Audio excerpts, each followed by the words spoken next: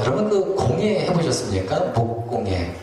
돌공예는 우리가 뭐 전문가 아니니까 뭐 하긴 그렇지만 아마 초등학교 때나 중학교 때 보시면은 목공예 정도는 했을 겁니다. 저도 했던 기억이 나는데요.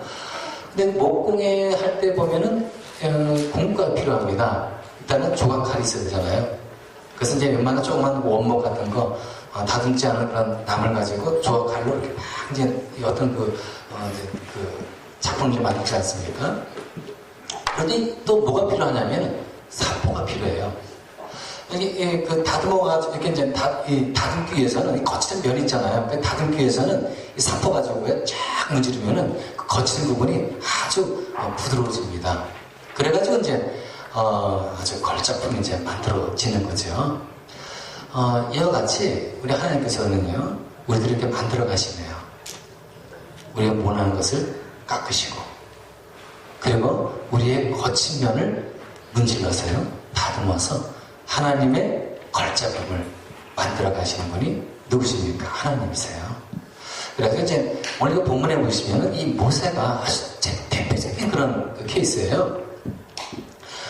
이 모세는 여러분 어떤 사람입니까? 그 애굽의 히브리 그 노예 아닙니까? 근데 이제 어릴 때 도저히 키울 수 없으니까 이제 날 강에 띄우지 않습니까? 갈대상 이제 넣어가지고. 근데 이제 거기에서 그 애굽의 그 공주 있지 않습니까? 이 공주가 그것을 발견해가지고 그리고 그 아이를 자기의 양자로 삼습니다. 그래서 이제 그 모세가 애굽 왕궁에 살게 되는데 거기에서 온갖 애굽의 지식과 학식을 다 겸비하게 됩니다. 당시 애굽은 선진국 아니겠습니까? 우리나라도 미국 같은 그런 나라 아니었겠습니까? 강대국. 거기에 있는 모든 학문과 지식을 그가 이제 겸비했으니 얼마나 대단한 사람이겠습니까? 그러니까 이제 오늘 그 본문에 그 말씀해 보니까 어른 돼가지고 왕국 바깥으로 나가지 않습니까? 거기에 보니까 이제 노예다 보니까 많은 그 일들이 이제 주어져가지고 이제 그 공사판에 이제 일을 하고 있는 자기 동족을 보게 된 겁니다. 이것을 보면서 이런저런 많은 생각이 들었겠죠. 특히 이 모세 같은 경우는 자기 어머니가 이제 키웠잖아요. 그래서 하나님에 대한 신앙을 교육시키지 않았겠습니까? 그래서 이 모세는요, 히브리 민족이 자기 동족이라는 것을 알아요. 그리고 비참한 그 사랑을 보면서 애국심이 일어나지 않았겠습니까? 근데 보니까 애국 사람이 자기 동족을 때리는 거예요. 학대하는 것을 보게 됩니다. 아마 이 애국 사람이 작업 반장 내지는 어떤 그 작업에 있어서 어떤 어떤 그 위치에 있었던 사람이 아니었는가 추측을 하게 되는데, 이 사람은 이제 어떻게 하죠? 여기 보니까 매일 맞는 것을 보고요, 좌우를 살피네요. 좌우를 살핀다는 것은 무엇을 의미하는 겁니까? 사람이 있으면은 이 사람을 죽이고 싶으면 못 죽이는 거예요. 딱 살펴봐가지고 사람이 없는 겁니다. 그래가지고 모세가 이 사람을 쳐 죽였어요. 그리고 모래에 이제 파묻습니다. 여러분 이 모세를 한번 보겠습니다. 좌우를 살폈다. 뭘 볼 수 있는 거죠? 완전 범죄를 눌렀다는 겁니다. 그리고 이 모세가요, 40년 동안 애굽의 왕궁에 살면서 진짜 모든 학문과 지식을 다 겸비했잖아요. 모든 학문과 지식을 겸비했지만 결국 그가 한 일은 무엇이죠? 사람 죽인 거예요. 그것도 애국심의 분노가 일어나가지고 그 혈기를 못 참아가지고 그 순간 애굽 사람을 죽인 겁니다. 여기서 우리는 이 모세를 볼 수가 있죠. 모세는 분명히 애굽의 모든 학문과 그리고 지식을 겸비한 그런 사람이었습니다. 하지만 우리는 여기서 뭘 발견할 수 있죠? 이 모세가 여러 가지 많은 학문을 겪었지만은 거친 사람이구나. 아직은 육적인 사람이구나. 아직은 다름지 사람이구나. 라는 것을 오늘 역사가 알 수가 있습니다. 여러분, 하나님이 이런 사람을 이스라엘 지도자로 삼을 수 있을까요? 통제가 안 되는데 화났으면은 사람 죽이고, 이런 사람을 어떻게 이스라엘의 백성의 지도자로 삼을 수 있겠습니까? 가만 놔두면은요, 이 모세를 가만 놔두면은 어떻게 될지 모르는 거예요. 네로 같은 사람이 될 수도 있는 거예요. 자기 기분대로 사람 죽일 수 있는 사람인데, 그러니까 안 되는 겁니다. 그래서 이 인간 이제 모세가 이제 또 다시 갑니다. 갔더니 어떻게 하죠? 두 히브리 사람이 이제 싸우는 겁니다. 서로 막 싸우고, 그래서 잘못한 사람이 가가지고 왜 그러냐 이렇게 타일렀어요. 그랬더니 한 얘기가 뭡니까? 되들었죠. 그래서 누가 당신을 우리의 지도자와 재판관으로 세웠단 말이오. 사실 모세는 참 히브리 사람 아닙니까? 그래서 애국심도 있고, 히브리 사람들이 너무 불쌍하고 학대받는 것이 너무 그래가지고, 그래서 저들을 도와주려고 한 건데, 근데 히브리 사람들은 이 모세를 어떻게 지금 하고 있는 겁니까? 인정하지 않는 거예요. 자기를 인정하지 않는 거예요. 누가 너를 인간 지도자로 그리고 재판으로 삼았느냐? 왜 그런 적 없다 하면서 모세가 사람 죽인 것이 탈로하는 것을 볼 수가 있잖아요. 자기는 좌우 살펴서 아무도 보지 않은 상태에서 사람 죽였는데, 보니까 히브리 사람들은 알고 있었어요. 그래가지고 이 모세가 어떻게 합니까? 도망을 가네요. 미디안 광야로 도망을 갑니다. 근데 우리는 이해할 수 없는 게 하나가 있어요. 아니, 이 모세는 애굽의 왕자잖아요. 비록 양자지만은. 그런데 애굽 사람 한 사람 죽였다 해가지고 도망을 가요? 두려워가지고. 우리 좀 약간 이해가 안 돼요. 오늘날은 이제 법치국가이기 때문에 아무리 무슨 진짜 규정을 할지라도 사람을 죽이고 하면은 이 법의 심판 받아야 됩니다. 하지만 그때는 권력, 절대 권력의 어떤 정치였잖아요. 근데 이 모세는 도망을 쳤어요.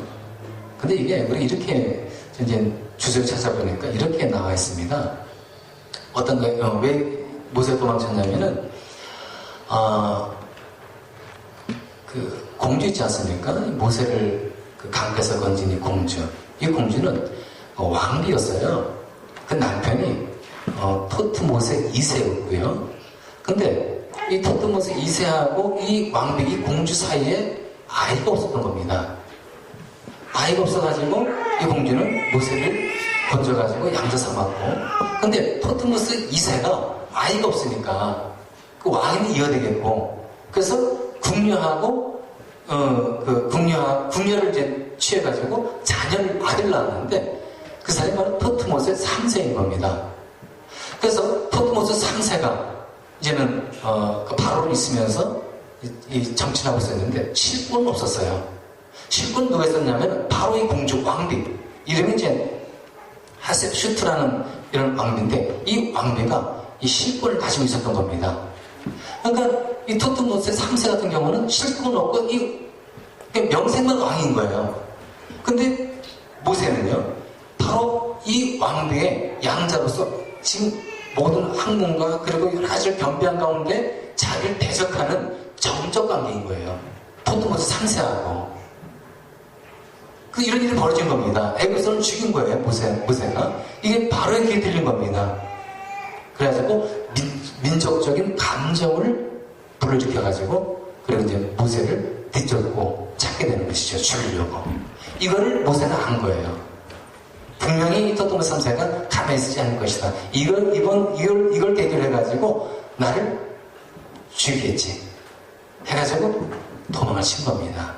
여러분 이제 아시겠죠? 왜 이 모세가 애굽에서 한 사람 죽였다 해가지고 도망을 쳐야 되는 것인지. 근데 이제 이 모세가 이제 미디안 광야로 이제 도망을 이제 치지 않습니까? 우리 이제 제가 이제 얘기 드렸잖아요. 이 모세는 40년 동안 왕국에 살면서 많은 것을 경험했습니다. 많은 학문을 수료했잖아요. 그러니까 엘리트 세계도 있었을 거예요.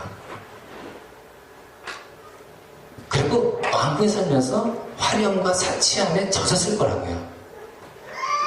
근데요, 광야에 가서 이런 것들을 다 제거합니다. 하나님께서. 이런 걸 제거해야지 하나님의 쓰임받는, 하나님 쓰시는 일, 그 지도자가 되지 않겠습니까?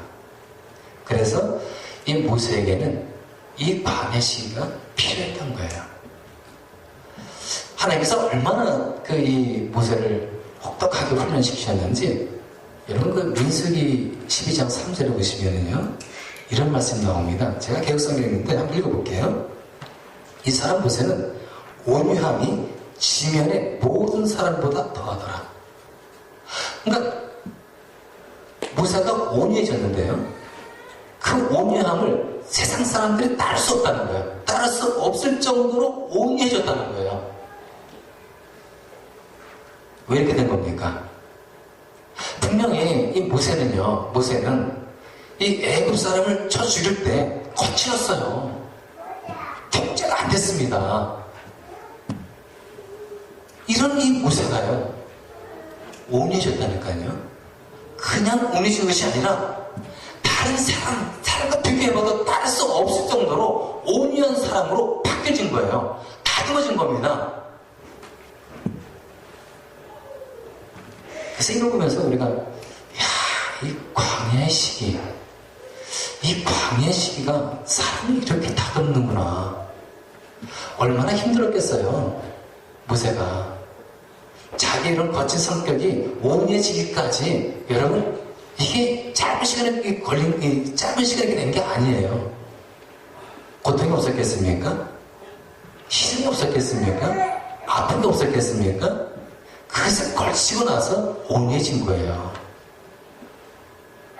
그러나서 하나님께서 이제 이 모세를 하나님의 이 백성의 지도자로 삼으셔가지고 출애굽시키는 거 아닙니까? 그냥 하나님께서 쓰신 게 아니에요. 우리들이 생각할 수 있잖아요. 모세는 왕궁에서 40년 동안 진짜 아주 그냥 에르트 곳을 밟았고, 그리고 많은 학문을 겸비했고, 이 정도면 갖춰진 거 아니냐, 이 정도면 하나님의 백성으로서 쓰임받는 일꾼 된 게 아니냐 라고 생각할 수 있겠지만, 하나님은 아니다라는 거예요. 부족한 게 있다는 거예요. 그래서 광야로 보내시는 거예요. 비록 이 모세가 두려워가지고 광야로 도망쳤지만은, 이건 엄밀히 말해서요, 하나님의 섭리인 거예요.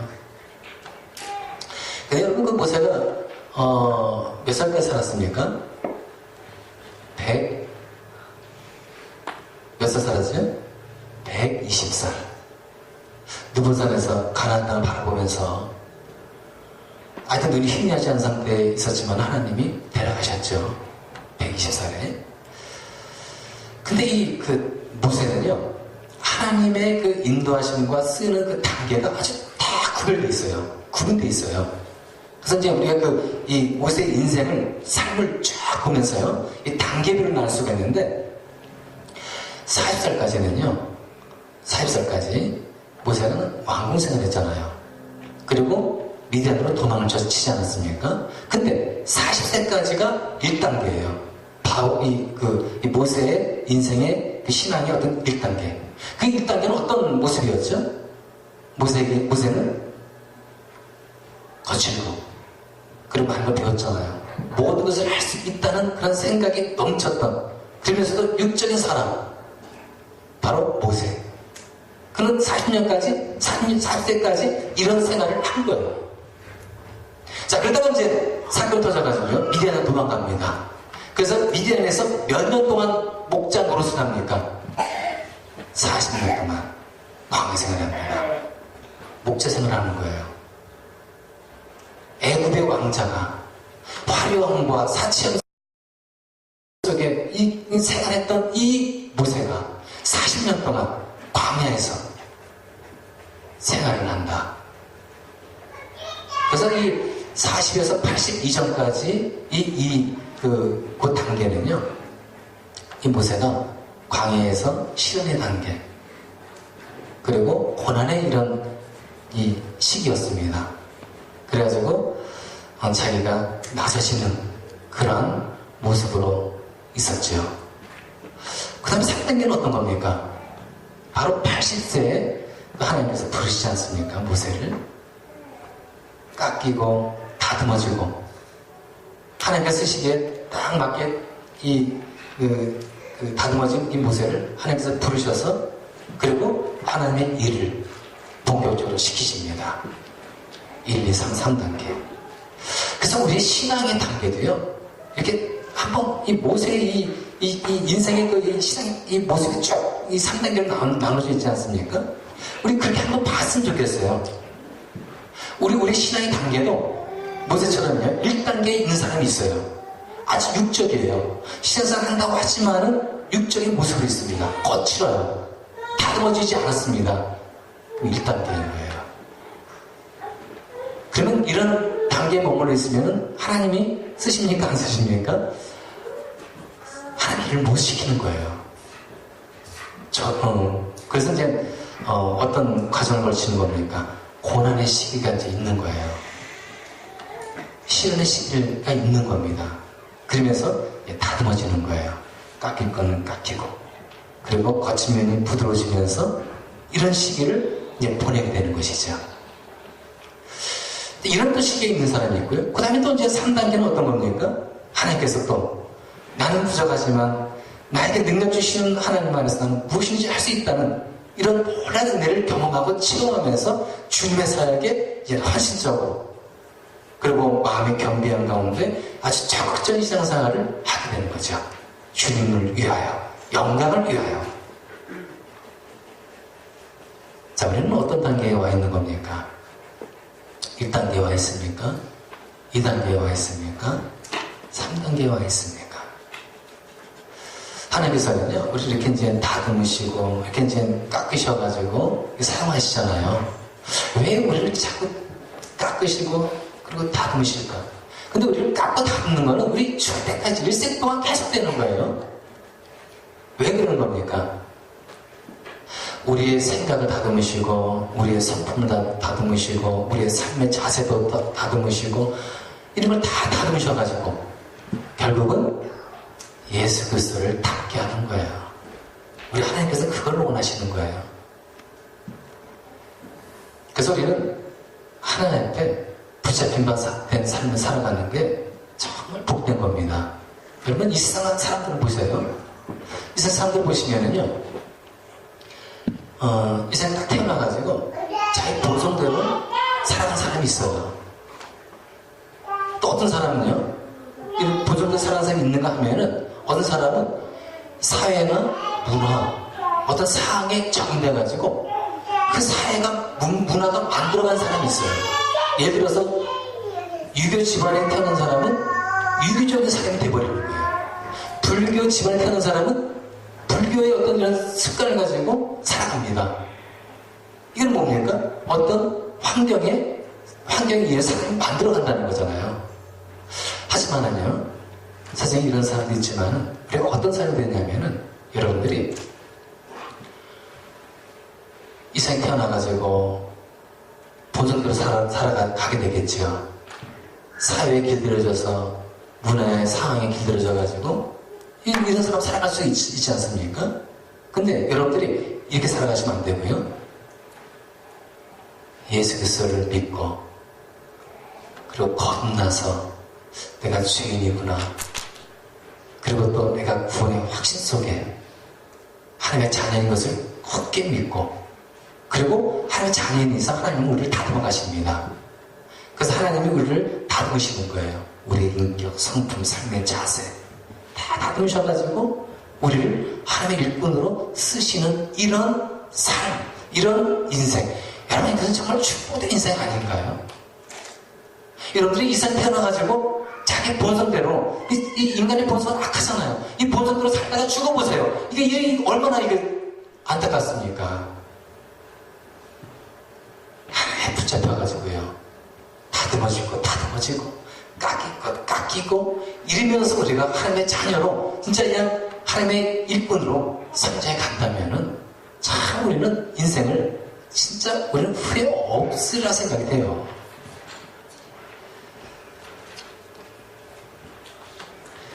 모세가 그렇지 않습니까? 여러분, 모세가 처음에는 육정 사람이었어요. 거친 사람이었습니다. 하지만 하나님께서는 다듬으셔가지고 온유한 사람으로, 그리고 끝내는 하나님의 일꾼으로, 하나님의 이 이스라엘 백성들의 지도자로 삼지 않으십니까? 우리 예수님께서 마찬가지예요. 예수님께서도요, 여러분 이 제자들 한번 보시기 바랍니다. 거기다 이 제자들은 어부였잖아요. 대부분. 근데 이 고기 잡던 이 어부를 어떤 어부로 만들어 가셨습니까? 다듬어 가셨습니까? 사람 낚는 어부로 다듬어 가셨잖아요. 그리고 세계를 복음화시켰잖아요. 이 세상을 뒤집어 엎어 보셨잖아요. 우리 예수님께서도요, 우리들을 어떻게 하시는 겁니까? 다듬어 가시는 거예요.